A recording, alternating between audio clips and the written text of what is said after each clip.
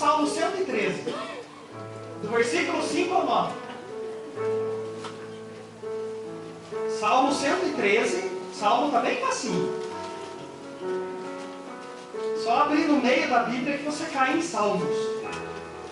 Salmos 113. Louvo a Deus pela vida do meu assistente que está aqui hoje, o Gabriel. Glória a Deus. Na verdade foi o Ricardo que me emprestou aí, o assistente dele, né, Ricardo? O Gabão. Mais conhecido pelos adolescentes como o Zulu. Glória a Deus pela vida do Gabriel. Tem despontado aí como um grande líder de adolescentes e futuramente, daqui a algum tempo, vai ser líder de jovens aqui já. Glória a Deus. Recebe, né, Gabriel? Salmo 113, do versículo 5 ao 9. Todos encontraram? Amém. Eu vou ler então. Quem não tiver acesso à palavra aí, por algum motivo, ouça por favor. Salmo 113, do versículo 5 ao 9. Quem é como o Senhor, nosso Deus, que habita nas alturas, que se curva para ver o que está nos céus e na terra, que do pó levanta o pequeno e do monturo ergue o necessitado, para o fazer assentar com os príncipes, sim, com os príncipes do seu povo, que faz com que a mulher estéril habite em família e seja alegre mãe de filhos. Louvai ao Senhor. Amém? Amém. Glória a Deus. O tema da minha mensagem é o seguinte: testemunho de vida. Testemunho de vida. Mas a verdade é que o Espírito Santo tem colocado no meu coração há muito tempo. E eu decidi assumir aquilo que Deus queria falar através da minha vida. A verdade é que eu vou falar sobre o meu testemunho. Eu vou falar sobre como que foi essa trajetória, esse encontro que eu tive com Jesus. Mas calma aí. Não se preocupe que eu não vou ficar aqui fazendo exposição da minha vida. Quem aqui já viu o testemunho, né? Ah, porque eu era assim, e daí Deus entrou na minha vida, e daí eu fiquei assim. Não. O que eu vou pregar, eu vou usar a minha vida, porque muitas vezes para o ministro é fácil. Para o ministro é fácil que ele exorta, ele repreende, ele fala, e muitas vezes ele fala da vida de pessoas. Aliás, o Espírito Santo na vida dele fala da vida de pessoas. Mas eu quero usar a minha vida para ministrar sobre essa palavra, porque eu acredito que o meu testemunho possui elementos da vida cristã que podem te ajudar de alguma maneira para que você receba também crescimento na vida cristã. Como que liga isso aqui, Ricardo? Aqui, achei. Obrigado. O Ricardo é o Severino da igreja. Glória a Deus. Então, gente, em primeiro lugar eu vou falar sobre... aliás, a mensagem é sobre o meu testemunho. Mas eu quero dizer para vocês que eu não estou aqui para pregar sobre o que Jesus fez na minha vida para obter visibilidade, notoriedade, porque eu aprendi e eu sei que púlpito não é lugar para promoção pessoal. É uma coisa muito séria para quem é vocacionado, para quem foi chamado para pregar a palavra. Então, culto, ele funciona, ele só existe com o propósito que eu já falei aqui, para que Deus seja glorificado, para que Deus seja exaltado. Então eu não estou aqui de maneira nenhuma para adquirir visibilidade, notoriedade. Olha o testemunho do Reinaldo. Não. Meu propósito é único, é exclusivo, é específico, para que Deus seja exaltado através daquilo que Ele fez na minha vida. Segundo lugar, eu aprendi, como eu já disse aqui, não é o meu objetivo, eu não tenho aqui pretensão de expor a minha vida, porque o apóstolo Paulo, por exemplo, quando o apóstolo Paulo fala em 2 Coríntios capítulo 4 sobre a vocação, da pregação da palavra, sobre anunciar Jesus, no capítulo 4 de 2 Coríntios versículo 7, ele diz assim, que nós temos esse tesouro em vasos de barro, para que a excelência do poder seja do Senhor e não de nós. A glória é dele, a honra é para ele. 1 Coríntios 10, 31. Quer comais, quer bebais, quer façais outra qualquer coisa, fazei tudo para a glória de Deus. Vocês prestaram atenção nesse texto? Até para comer a gente come para a glória de Deus. conheço um camarada na Bíblia chamado João Batista. Jesus dá testemunho dele. Em Mateus capítulo 11, versículo 11. Jesus diz bem assim, que dentre os nascidos de mulher, ninguém é maior do que o João Batista. Aí Jesus conclui o versículo dizendo assim, mas aquele que no reino de Deus for o menor, será maior do que ele. E o João Batista, um cara que foi profetizado a vinda dele, que precederia o Messias, há mais de 740 anos antes de Jesus vir à terra, em Isaías 40, quando João Batista vê Jesus, ele fala para os seus discípulos, ele tinha discípulos, João Batista, ele diz, olha, aí vem um que é maior do que eu, e eu não sou digno nem sequer de desatar as sandálias dele. E em João 3,30, João Batista ele diz assim, é necessário que ele cresça e que eu diminua. Então esse é o meu propósito aqui. Esse é o meu propósito. Eu não estou aqui com a pretensão de expor o que aconteceu comigo. Olha o que aconteceu com o Reinaldo. Eu não estou aqui com a pretensão de obter notoriedade e visibilidade, promoção pessoal, humana, não. O meu propósito é mostrar para você o que Jesus fez na minha vida e o meu testemunho com Cristo possui elementos que vão falar com você. Eu tenho certeza absoluta que o que eu vou falar aqui toca em muita gente. E o mais interessante é que é coisa que aconteceu comigo. É coisa que eu passei. É coisa que eu vivi. Então vamos lá. Em primeiro lugar, eu era um cara muito bom. Vocês conhecem cara muito bom? Eu era um cara muito bom. Sabe? Eu era um cara que eu pagava todas as minhas contas. Eu era um cara legalzão. Olha, gente, sabe uma coisa que me deixava com raiva? Está aqui a minha irmã e Gilmar. Eles estão nessa igreja desde 2007. É verdade? Se eu não estou enganado. 2006, a Rosa está me corrigindo ali. Quer ver coisa que me deixava com raiva? É quando a minha irmã tinha me convidado para ir na igreja.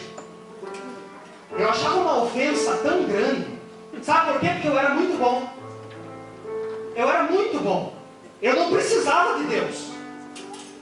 A Rosa falava assim para mim, para você completar a sua vida, você precisa do mundo espiritual. Você precisa conhecer Jesus. Você precisa ter uma aliança com Deus. E sabe o que eu falava para ela? Eu dizia assim, o quê?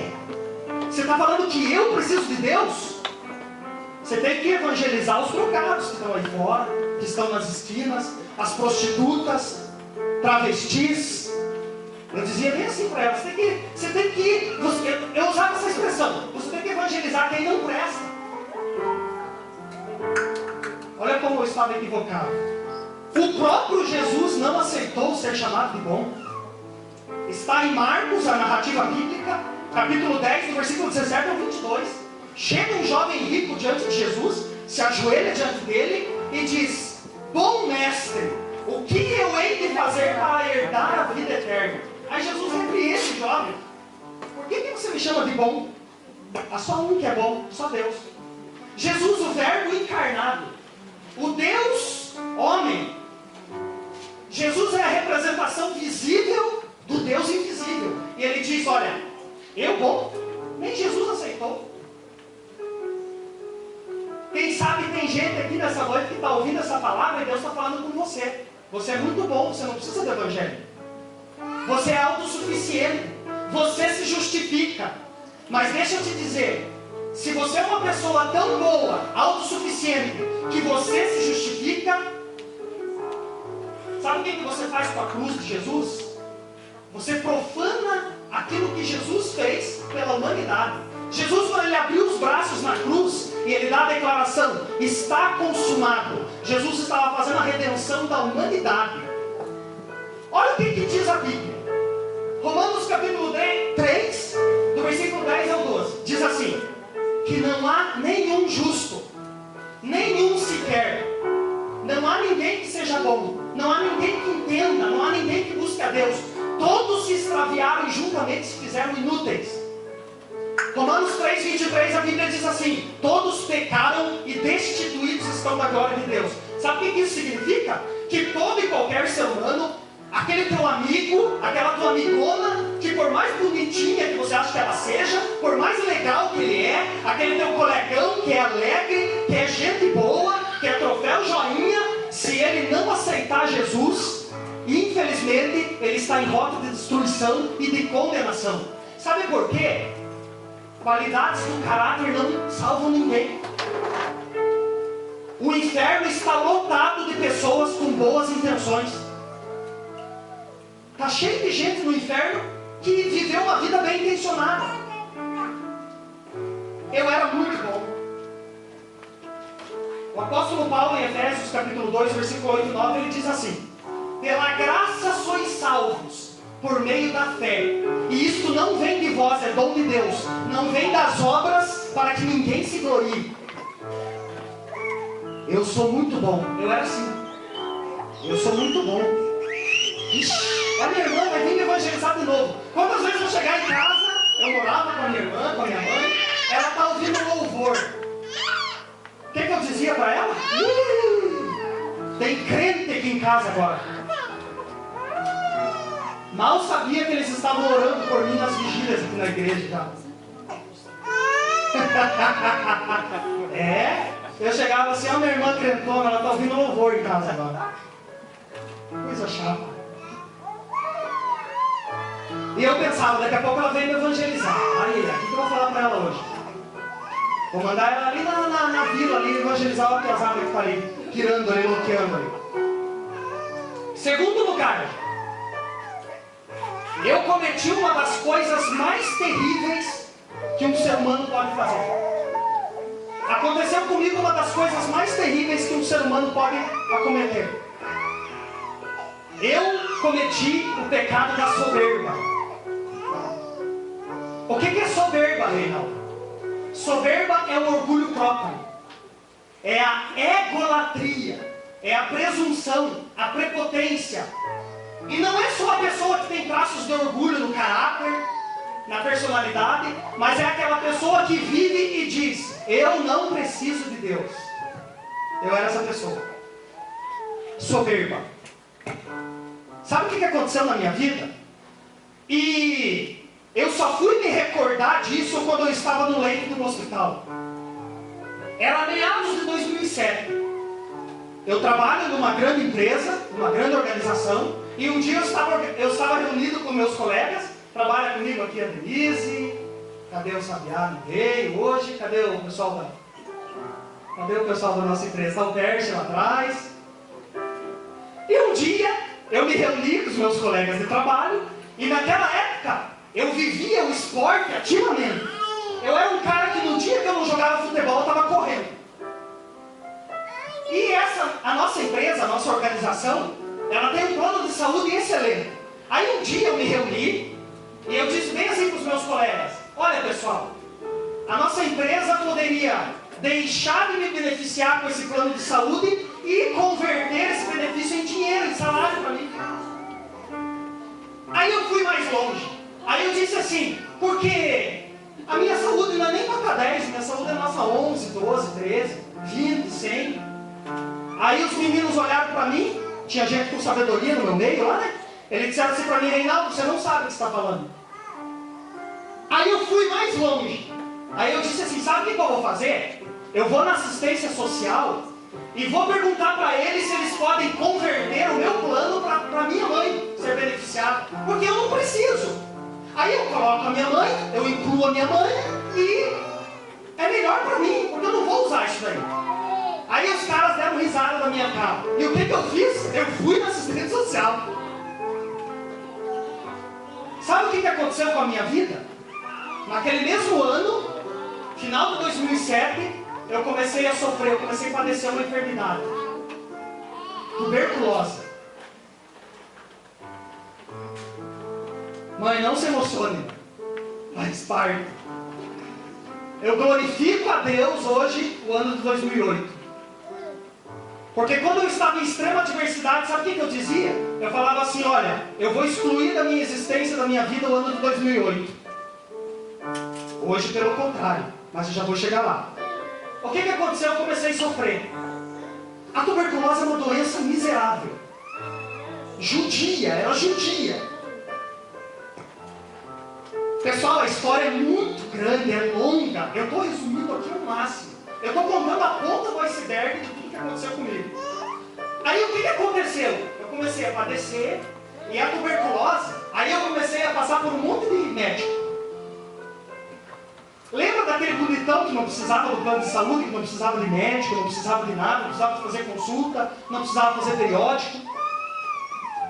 Eu não me recordo hoje a quantidade de endoscopia digestiva que eu tive que fazer, colonoscopia, broncoscopia. A Rosa estava comigo um dia, na frente do pneumologista, ele bateu na mesa e ele falou que eu estava com AIDS. Ele falou, teu caso é AIDS. Aí ele disse bem assim para mim, mas fica tranquilo, porque hoje os coquetéis resolvem tudo. Eu saí dele, fomos numa infectologista do sistema público. Aquela médica olhou para mim, olhou para os exames e falou, Reinaldo, é até antiético falar, mas é tuberculose. Eu não posso falar do meu colega lá, mas isso está com tuberculose. Enfim, pessoal, eu passei a maior adversidade e o momento mais extremo, de extrema tribulação na minha vida. Sabe o que aconteceu? O bacilo da tuberculose se instalou. A comum é pulmonar. No meu caso, o bacilo, a bactéria, se instalou no duodeno. Ou seja, o sistema digestivo foi totalmente prejudicado. Eu simplesmente não comia mais. E eu, sabendo na necessidade que eu tinha que me alimentar, eu comia e tudo que eu comia voltava. Inúmeras vezes. Quantas vezes eu ficava sufocado com comida em casa? Sabe o que eu fazia? Eu saía para fora, eu muitas vezes preservei a minha mãe, para ela não me ver. Eu saía para fora, enfiava o dedo na goela e jogava tudo para fora. Vocês estão vendo o Reinaldo aqui com quase 90 quilos? Eu fiquei com 57 quilos no auge da doença. Teve um dia, eu não sei se a Rose se lembra, se recorda, que eu arranquei a roupa em casa. Eu falei que olha o meu estado. O que vai acontecer comigo? Sabe por quê? Lembra do que eu falei no início do tópico? Eu cometi uma das coisas mais terríveis que podem acometer um ser humano. O pecado da soberba. Provérbios 16, 18 diz assim, que a soberba precede a ruína e a altivez de espírito precede a queda. Ou seja, o que vem antes da destruição, o que vem antes da queda, o que vem antes da derrota é a soberba. Provérbios capítulo 6, versículo 18, a palavra do Senhor diz assim, que 6 coisas aborrecem ao Senhor, a 7ª ele abomina. A primeira que está na lista lá em Provérbios, olhos altivos, soberba, orgulho, presunção. A soberba. A soberba reprova o homem e o desqualifica diante de Deus. É o que diz 2 Coríntios capítulo 10, versículos 17 e 18. Que aquele que se gloria, glorie-se no Senhor. Porque não é aprovado aquele que a si mesmo se louva, mas sim aquele a quem o Senhor louva. E Deus resiste ao soberbo. Tiago 4,6 diz isso. Deus resiste ao soberbo. Sabe o que significa Deus resistir ao soberbo? Significa que Deus enfrenta o soberbo. Significa que Deus faz oposição a quem é soberbo. Sabe o que é pior? É que quando Deus olha para um ser humano soberbo, sabe do que Deus se lembra? Deus se lembra do diabo. Isso que é grave. Qual foi o pecado de Lúcifer? Soberba. Orgulho. Ezequiel capítulo 28, a partir do versículo 12. O pastor já falou alguma coisa no domingo passado. A palavra já estava no meu coração. E eu, ouvindo a ministração do pastor, pensei, em consonância. Em Ezequiel capítulo 28, versículo 12, a Bíblia diz que Lúcifer era o aferidor de medida no reino de Deus, perfeito em sabedoria e formosura. Aí, quando você continua lendo nos versículos seguintes, no versículo 15 diz que até que ele exaltou o coração dele. Soberba. Soberba.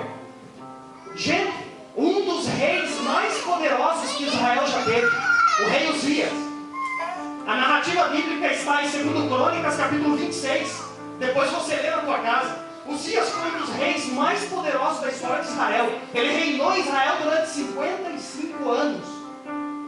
E Uzias, ele terminou a vida dele derrotado, humilhado, isolado, leproso, porque ele exaltou o coração dele, ficou soberbo, e ele teve um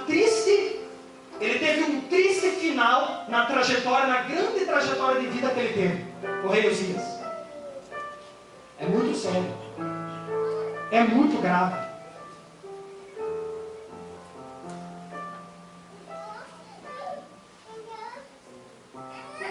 Que a nossa vida seja uma permanente adoração e louvor a Deus.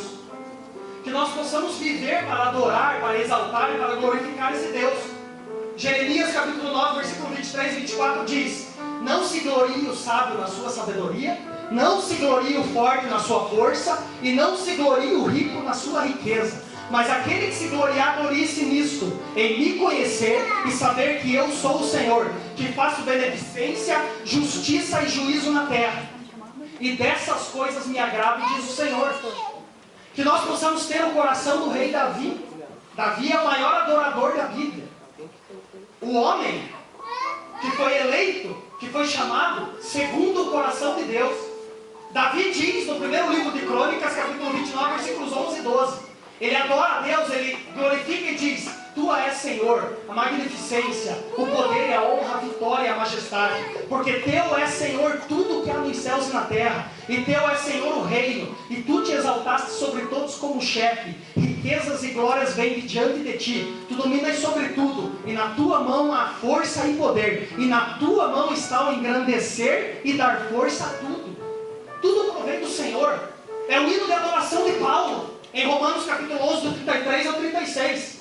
Paulo diz assim: ó profundidade das riquezas, tanto da sabedoria como da ciência de Deus. Quão insondáveis são seus juízos, e quão inescrutáveis são seus caminhos. Porque quem compreendeu o intento do Senhor? Ou quem foi o seu conselheiro? Ou quem lhe deu primeiro a ele para que lhe seja recompensado? Porque dele, por ele e para ele são todas as coisas. Glória, pois, a ele eternamente. Amém. Amém. Glória a Deus. Que a nossa vida seja uma permanente adoração, louvor, honra, glória. Porque tudo é dele, tudo é por ele, tudo é para ele. Eu tive que aprender isso na dor, gente. Eu tive que aprender isso na extrema adversidade. Hoje, quando eu oro, o Espírito Santo me lembra o Salmo 19, versículo 13. Olha o que Davi fala. Salmo 19, versículo 13, Davi diz assim: Senhor, não permita que a soberba se apodere de mim. Então eu serei sincero e ficarei livre de grande transgressão. A soberba, o orgulho, a prepotência, a vaidade, a presunção, a egolatria. Eu sou o melhor, eu sou eu mesmo. Meu filho, olha o que Davi diz. É uma grande transgressão, não é uma transgressão qualquer. Senhor, não permita que a soberba se apodere de mim. Então serei sincero e ficarei livre de grande transgressão. Amém? Amém. Terceiro lugar. Em terceiro, o fato de ter vivido extrema dificuldade me ensinou a lidar com adversidades e tribulações. O fato de ter vivido extrema adversidade me ensinou a lidar com adversidades, com lutas, com tribulações. Como eu disse para vocês, eu estou contando aqui a ponta do iceberg do que eu vivi. Algumas pessoas aqui me acompanharam. Está aqui o Moacir, está aqui a minha família. Algumas pessoas acompanharam o que aconteceu comigo.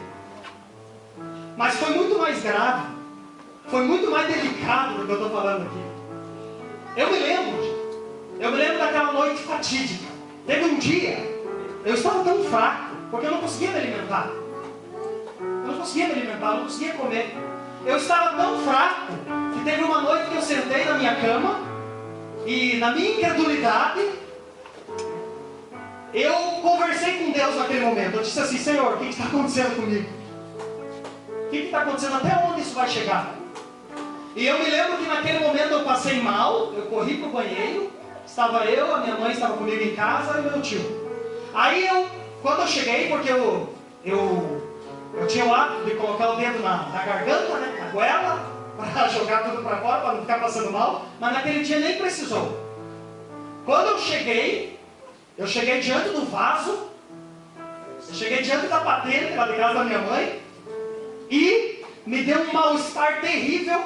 Eu vomitei tudo aquilo que eu tinha comido, e quando eu terminei de vomitar, escureceu tudo. Eu tive a experiência do desmaio consciente, porque eu perdi o domínio do meu corpo. Só que eu sabia tudo o que estava acontecendo no ambiente. Eu me lembro de ouvir a minha mãe chorando, e eu queria reagir, eu queria pedir para ela parar de chorar, só que os meus lábios não me correspondiam. Eu queria ver, só que os meus olhos não viam. E eu me lembro de simplesmente sentir o meu tio me levantando e me levando até a cama. Lembra daquele cara que não precisava, que não glorificava a Deus pela saúde que ele tinha?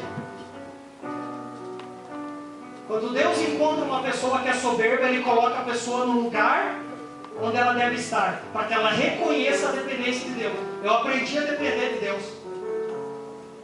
Eu adquiri estrutura, paciência, tranquilidade, perseverança, até para assumir aquilo que Deus ia fazer na minha vida. Tudo isso debaixo da adversidade. Tudo isso debaixo da extrema adversidade. Foram tempos terríveis.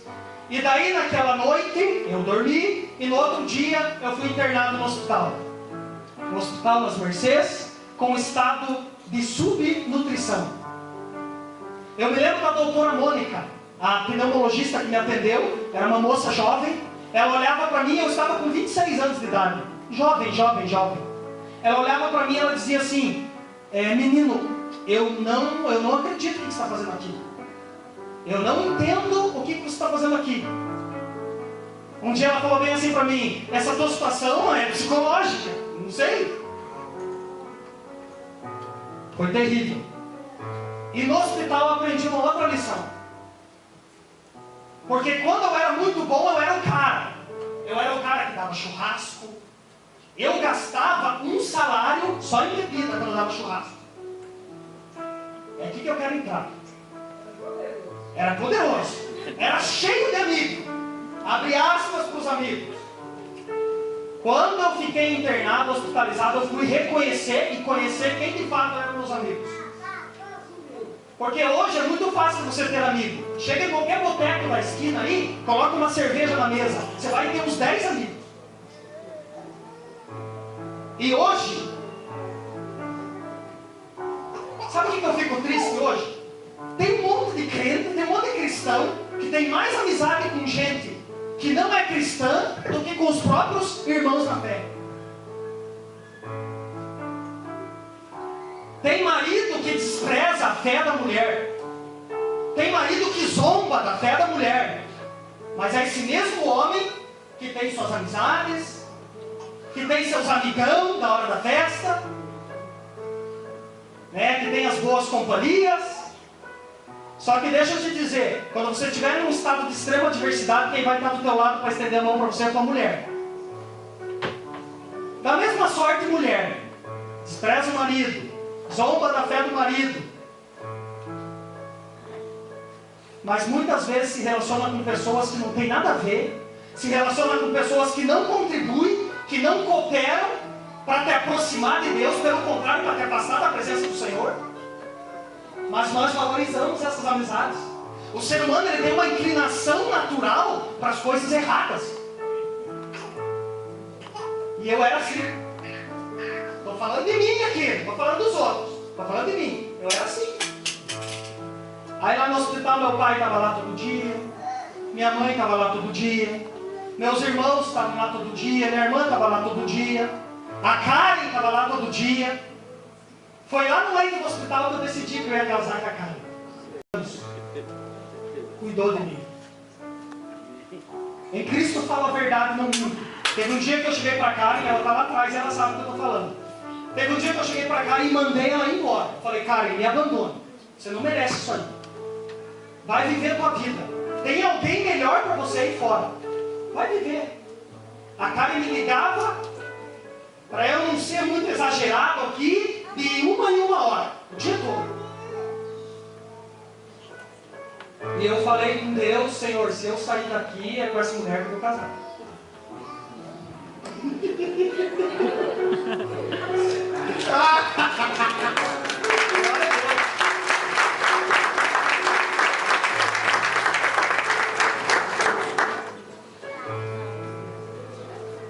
Eu mandei a Karen embora da minha vida. Ela tá lá, ela sabe.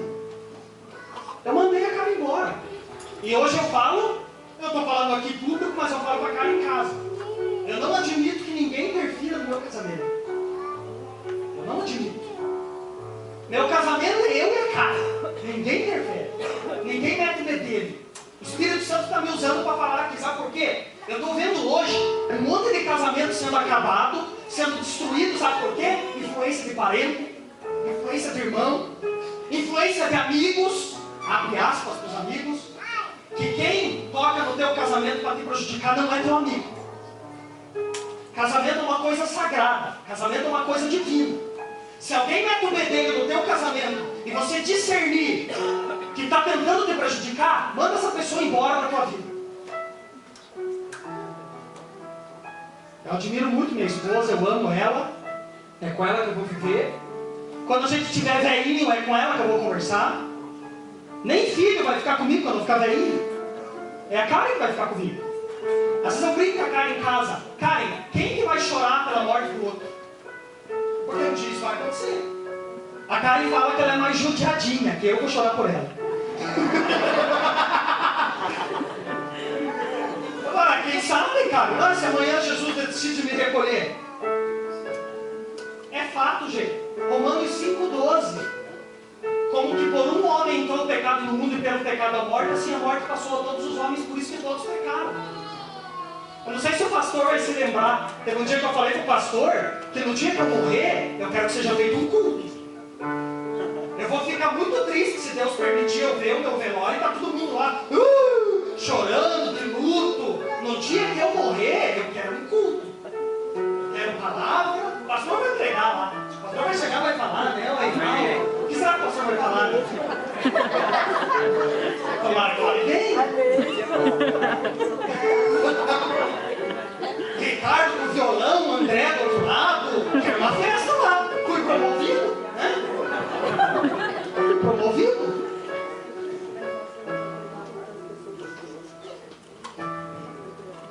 Aí no Evangelho eu fui entender a loucura do apóstolo Paulo. Eu acho o apóstolo Paulo um cara muito louco. Porque para um cara vir na Bíblia falar que sente prazer na tribulação, tá maluco. Quem aqui sente prazer na tribulação? Ninguém levanta a mão, não seja hipócrita. Mas o apóstolo Paulo vem na Bíblia e fala: eu sinto prazer na tribulação. Aí eu fui entender. Romanos 5, do versículo 3 ao 5, o apóstolo Paulo diz assim: eu sinto prazer na tribulação, porque a tribulação produz a paciência produz a experiência produz a esperança, e a esperança não traz confusão, porque o amor de Deus está derramado em nossos corações pelo Espírito Santo que nos foi dado.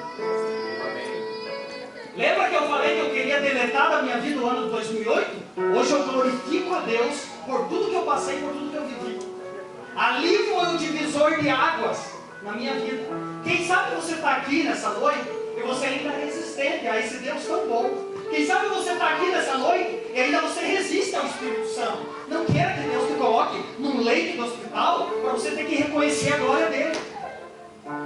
O Cleberson falou ontem aqui na vigília, me permita falar, Cleberson, que ele passou um estado de adversidade, problema cardíaco que ele tem. O pastor Marcos foi lá orar com ele. O pastor Marcos, quando vai orar com alguém, ele já coloca na parede. Não tem esse negócio. Inclusive o pastor Marcos foi no hospital quando eu estava lá. Eu estava sentadinho no leito, eu era meio ateu. Não posso falar que eu era ateu, eu era meio ateu. a coisa que eu mais gostava quando chegava a visita. Porque se você quer conhecer a solidão, é você ficar invernado. E para você reconhecer como o ser humano precisa das relações sociais das pessoas. Aí eu estava sentadinho, de repente a Rosa chega. Eu olhei, beleza, a Rosa deve estar fazendo uma maçã para comer, um iogurte, alguma coisa. Quando eu olho, um garotinho de terno, assim, uma bibliazona na mão. Não, é aqui dentro de mim. A minha irmã trouxe o pastor dela. Já basta ela ficar tentando me evangelizar. Agora trouxe o pastor aqui, eu internado. O pastor chegou, trocou 2 palavras comigo. Reinaldo, quer receber Jesus como Senhor e Salvador? E eu gentil, né? Como que é? Eu recebo, o que eu tenho que fazer? O pastor começou. Ele pede uma oração comigo. Senhor Jesus, Senhor Jesus. Perdoa os meus pecados, perdoa os meus pecados. E eu recebi Jesus lá no leito do hospital.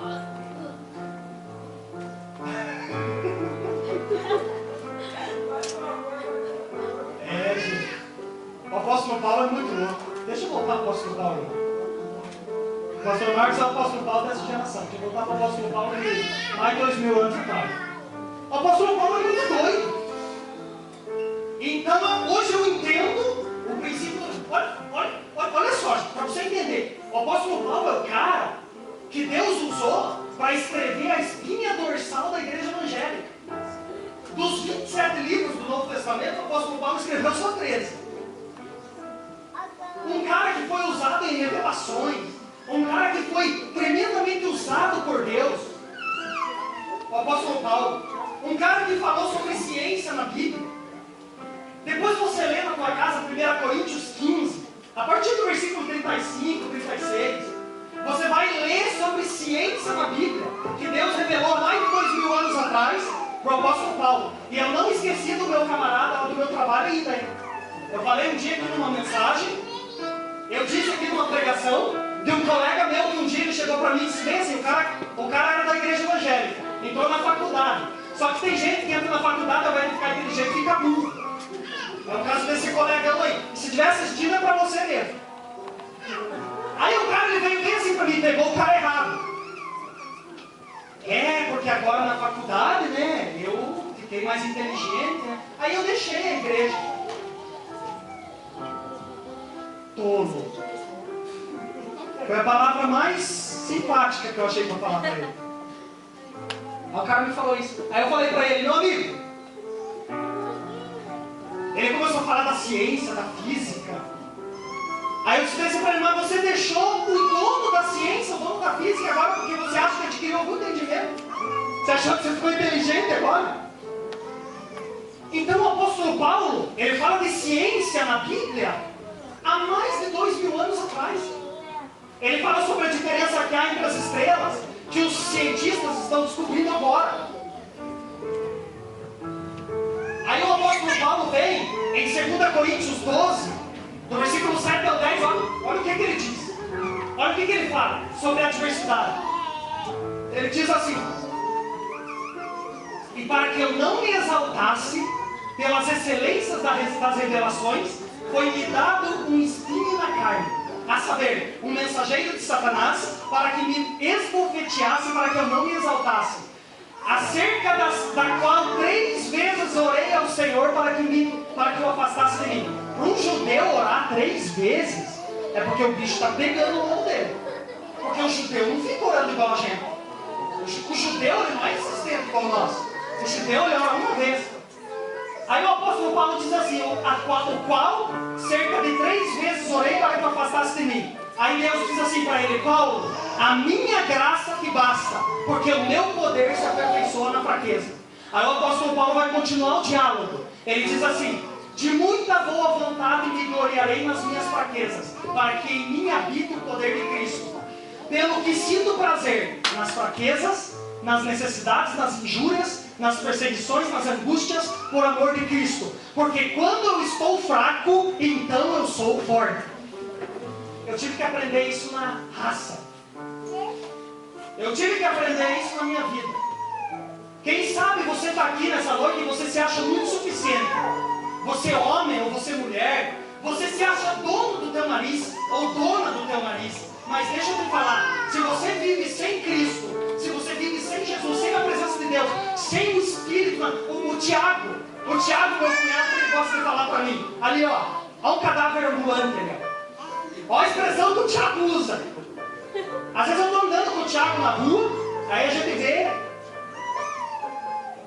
porque quando a pessoa não serve a Deus, você vê de longe, você discerne.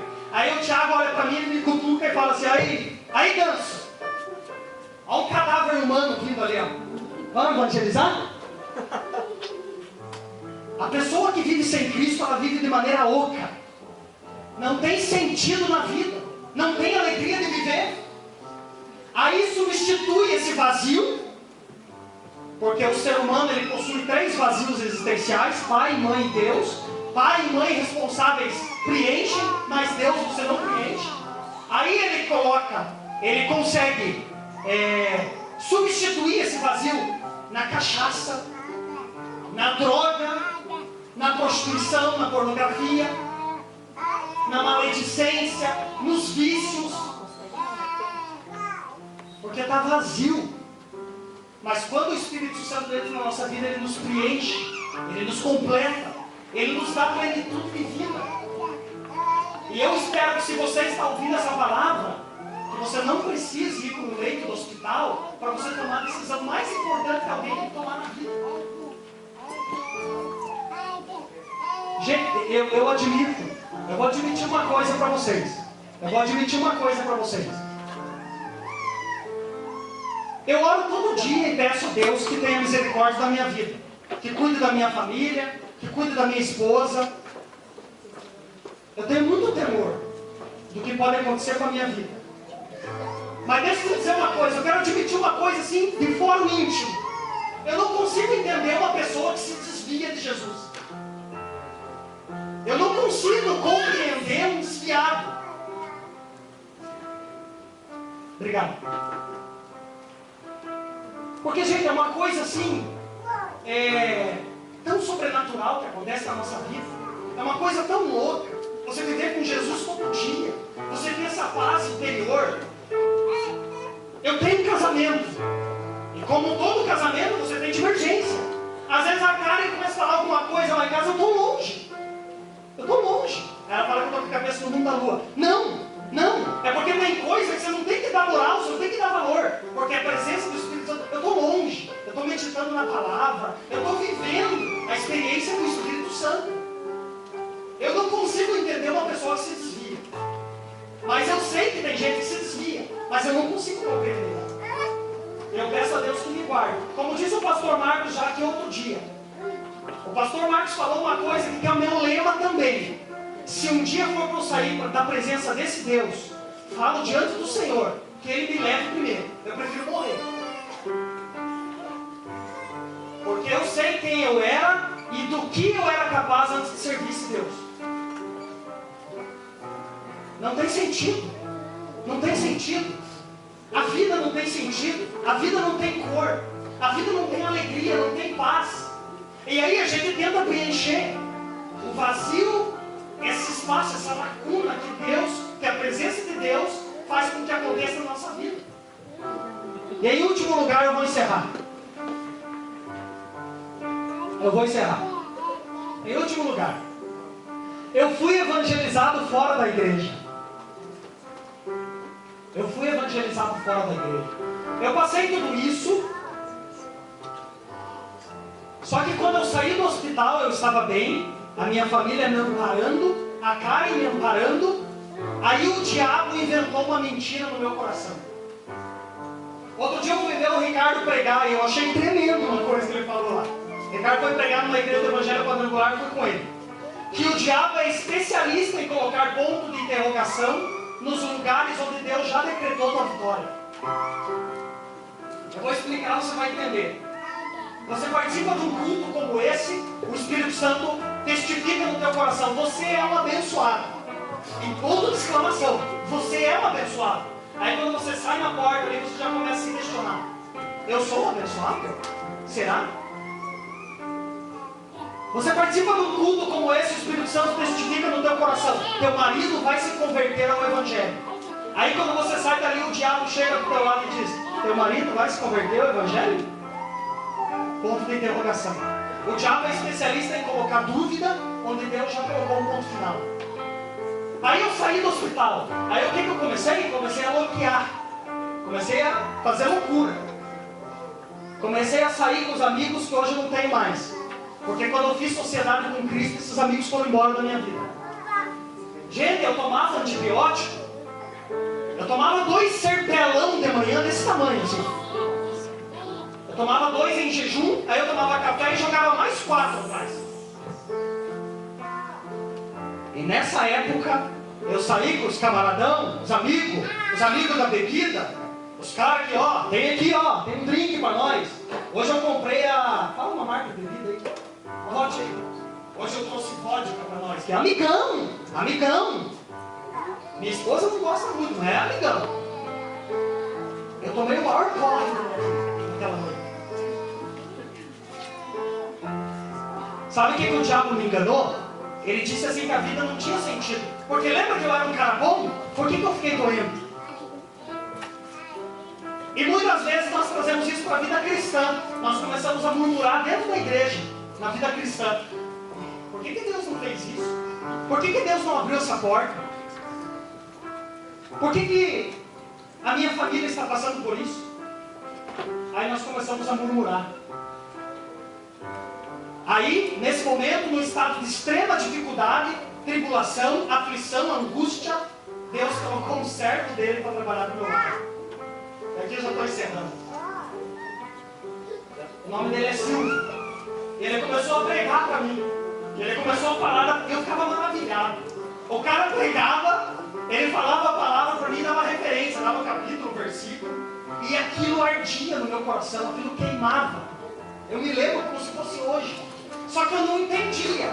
Eu achava que eram os meus pensamentos. Eu estava achando legal, mas o Espírito Santo já estava trabalhando na minha vida. Eu fui evangelizado. A igreja de Jesus é um instrumento que Deus conta para a gente evangelizar o mundo.